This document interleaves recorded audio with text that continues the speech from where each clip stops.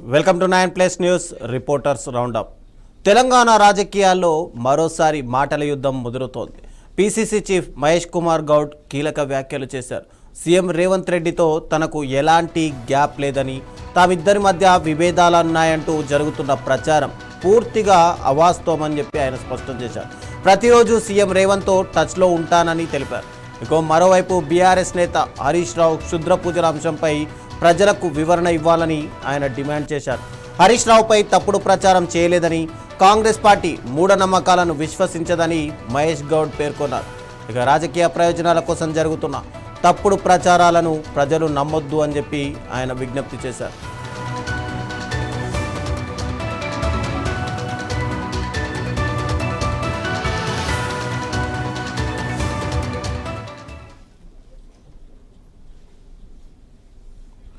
CM Revanth రెడ్డితో తనకు ఎలాంటి విభేదాలు లేవు, ఎప్పుడు టచ్లోనే ఉంటాను అని చెప్పి మహేష్ కుమార్ గౌడ్ కొన్ని హాట్ కామెంట్స్ చేశారు. అయితే ఇదే అంశానికి సంబంధించి మరింత సమాచారం మా బ్యూరో చీఫ్ రాజ్ కుమార్ అందిస్తారు. రాజ్ కుమార్, చెప్పండి. అంటే మహేష్ కుమార్ గౌడ్ అంటే అసలు ఇలాంటి వార్త కూడా ఎక్కడా కూడా వినికిడిలో కూడా లేదు, సోషల్ మీడియాలో కూడా లేదు.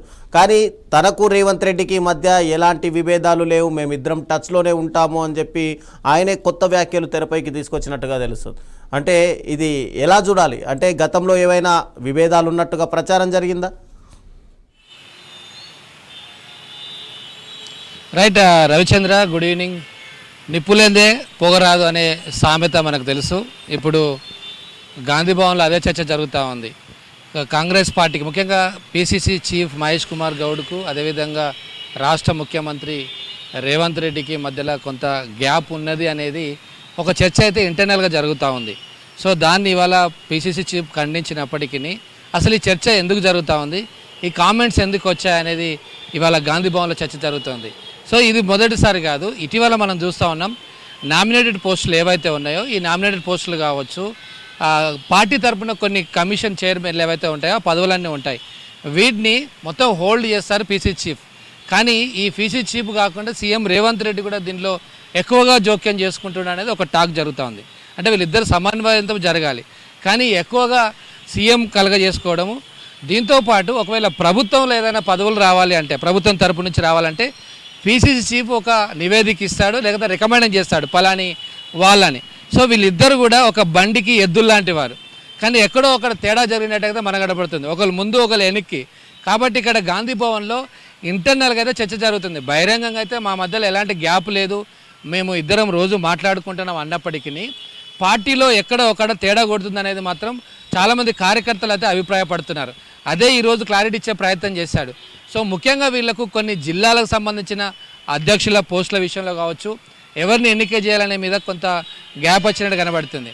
పీసీ చీఫ్ ఇచ్చిన ఆ పేర్లు కాకుండా సీఎం రేవంత్ రెడ్డి ఇచ్చిన పేర్లను ఫైనల్ చేయడము, అదేవిధంగా నామినేటెడ్ పోస్టుల విషయంలో కావచ్చు, మహేష్ కుమార్ గౌడ్ ఏదైతే ప్రతిపాదించాడో వాళ్ళని కాకుండా ఇంకా వేరే పేర్లు రావడం వల్ల కొంత పీసీ చీఫ్ అసంతృప్తిగా ఉన్నట్టుగా పార్టీలో అయితే చర్చ జరుగుతూ ఉంది. దాంతోపాటు మహేష్ కుమార్ గౌడ్పై ప్రత్యేకంగా పార్టీలోనే కొంతమంది దుష్ప్రచారం చేయడానికి ఒక ప్లాన్ జరుగుతుందని, ఒక కుట్ర కూడా జరుగుతుందనేది కొన్ని ఆరోపణలు వినిపిస్తాయి. ఇటీవల మీడియాలో ఒక డిజాస్టర్ ప్రెసిడెంట్ పీసీ చీఫ్ అనే ఒక వార్తలు కూడా వచ్చాయి. దాన్ని సీఎం రేవంత్ రెడ్డి ఎక్కడగా బహిరంగంగా ఖండించకపోగా ఇంటర్నల్గా పర్లేదులే వాటన్నింటిని వదిలిపెట్టండి, కామన్గా మీడియాలో వార్తలు వస్తూనే ఉంటాయని, అంటే పెద్ద వార్తను, ఒక వేస్ట్ పీసీసీ పనికిరాడు అనే వార్తను CM Revanth Reddy actually serious తీసుకోవాలి, కానీ దాన్ని సీరియస్ తీసుకోకుండా లైట్గా తీసుకోవాలన్నట్టుగా మనకు తెలిసింది. సో దీంతో ఈ వీరిద్దరి మధ్యలో కొంత గ్యాప్ ఉన్నదా అనేది మాత్రం ఆ వార్తలకు బలం చేకూరినట్టుగా మనకు పార్టీలో చర్చ జరుగుతుంది. సో ఇటు నామినేటెడ్ పోస్టులు కావచ్చు, ఇటు పార్టీ పోస్టులు కావచ్చు, జిల్లా అధ్యక్షులు, ఆ తర్వాత ఇంకా స్టేట్కి సంబంధించిన కొన్ని పోస్టుల విషయంలో వీళ్ళిద్దరి మధ్యలో కోఆర్డినేషన్ సరిగా లేదనేది మాత్రం వినపడుతుంది. రాష్ట్రంలో అధికారంలో ఉంది పార్టీ, కానీ వీళ్ళిద్దరూ జనరల్గా అయితే సీఎం కొన్నిసార్లు పై చేయద్ది, కొన్నిసార్లు పీసీసీ పై చేయద్ది. పార్టీ అధికారం లేకపోతే ప్రతిపక్షంలో ఉంటే పీసీసీ సుప్రీం అవుతాడు. కానీ ఎప్పుడైతే ఇదే పార్టీ అధికారంలోకి వస్తుందో అప్పుడు ఈ ఇద్దరి మధ్యలో కోఆర్డినేషన్ అనేది కంపల్సరీ ఉండాలి. ఇవి ఇద్దరి మధ్యలో కోఆర్డినేషన్ లేదు అనేది చర్చ జరుగుతూ ఉంది.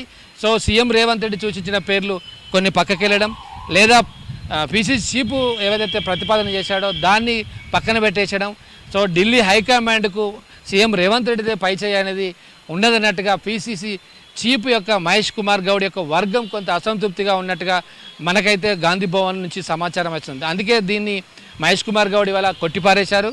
ఎలాంటి గ్యాప్ లేదు, మేము రోజు మాట్లాడుకుంటాము, మా మధ్యలో గ్యాప్ ఉందనేది చాలా అబద్ధం. ఏదైనా నా గురించి కానీ లేకపోతే ఇంకా వేరే ఏదైనా వీడియోలు ఉంటే బయట పెట్టండి అంటే దాని అర్థం ఏంటి?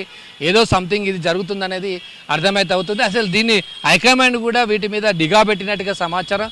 కొంత దీన్ని కంట్రోల్ చేసే ప్రయత్నం చేస్తున్నప్పటికీ కింది స్థాయి కార్యకర్తలు కావచ్చు, నాయకులు ఎక్కడ ఊకోరు కదా, ఎక్కడో కాడ అసంతృప్తి వ్యక్తం చేస్తుంటారు. మా లీడర్కు సరైన ప్రియారిటీ ఇవ్వట్లేదు, ఆయన పీసీసీగా ఉన్నా కూడా సరిగా పట్టించుకోవట్లేదని ఎవరో ఎక్కడో కాడ లూజ్ కామెంట్ చేస్తారు.